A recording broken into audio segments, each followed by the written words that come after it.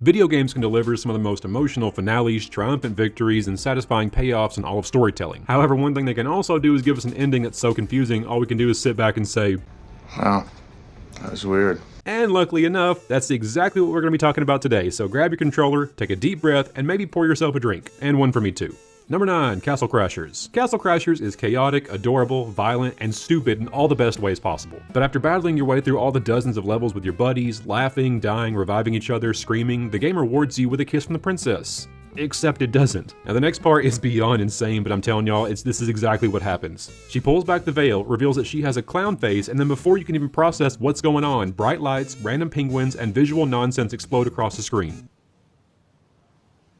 Right.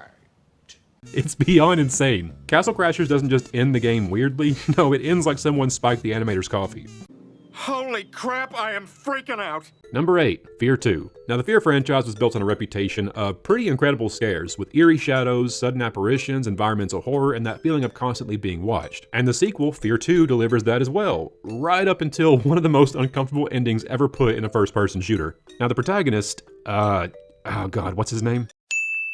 He decides the only way to stop Alma, who's the big psychic murder ghost girl, is to lock himself in a chamber that amplifies psychic power. Big dramatic moment, feels like it should be a final showdown, right? But instead, and a bit of a warning for those who are easily triggered, he gets trapped inside with Alma, who then forces herself upon him and impregnates herself. I'm not playing anymore.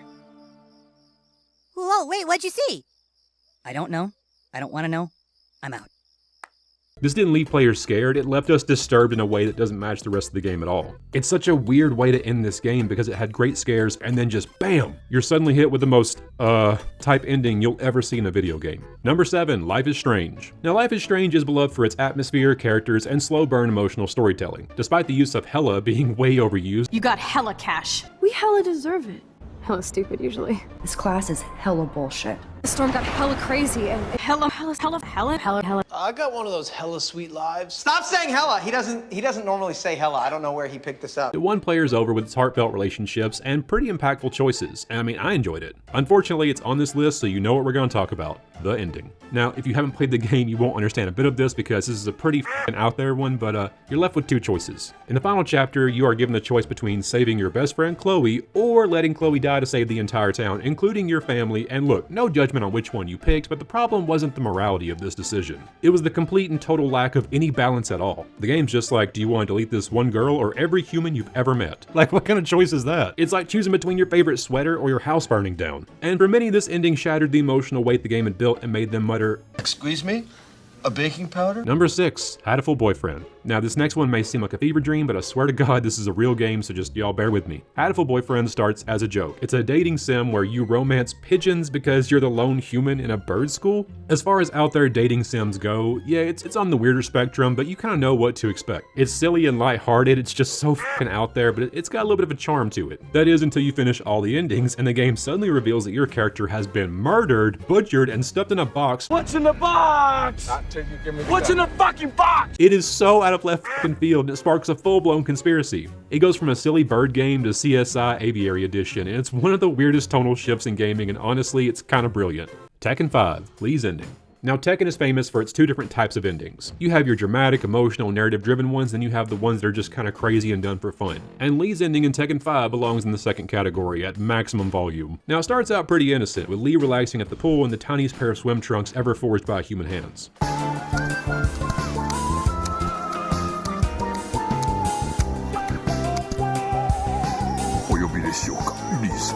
And you'd think they're about to fight, right? Nope. Lee turns to his stepdad and says, take 2 fingers. Phrasing? And yes, the awkward pause is very intentional, but thank God it turns out he just wanted a drink. And the weird thing is that Heihachi is totally calm about the whole situation.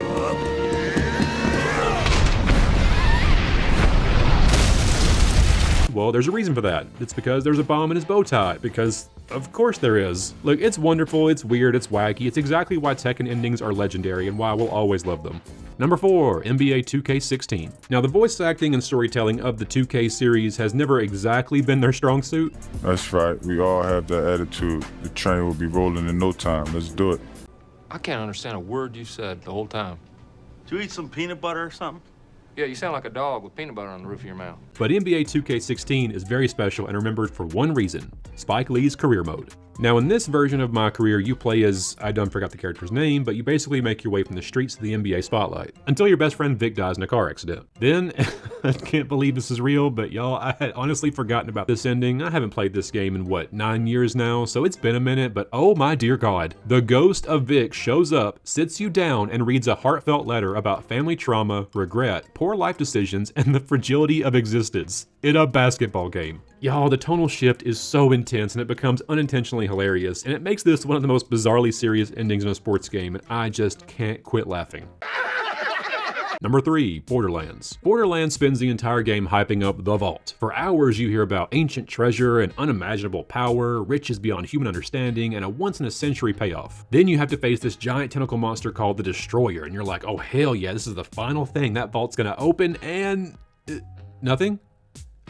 Nothing? Yes, literally nothing. Turns out the game is just like, yeah, there's no treasure. Turns out the real treasure we found were the friends we made along the way. You get nothing.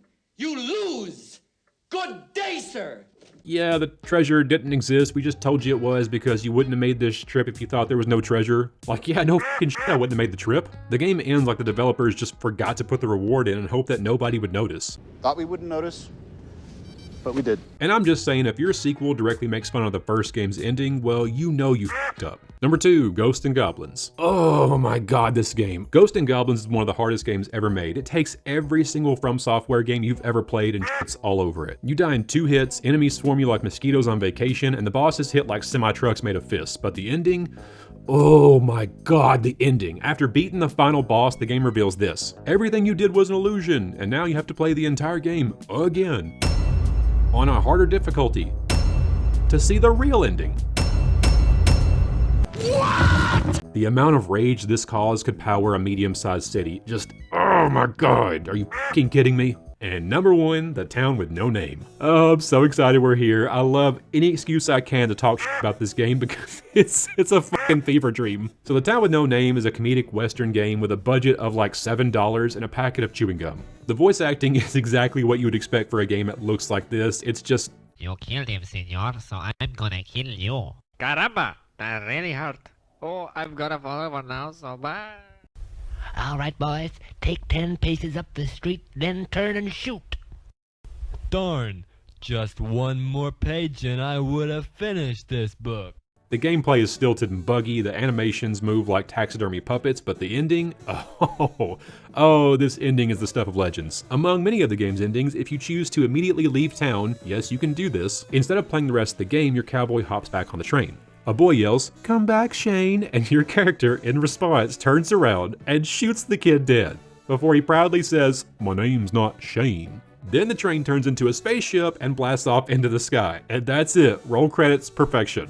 Brilliant! This wasn't just some what the fuck ending, this was the what the fuck ending, and it's a masterpiece of unhinged game design. Now, I had a ton of fun making this list. If you want to see more lists just like this one or more content like this, let me know down in the comments below. But I'm gonna get back to work in the next video, so until then, have a great rest of your weekend. See ya!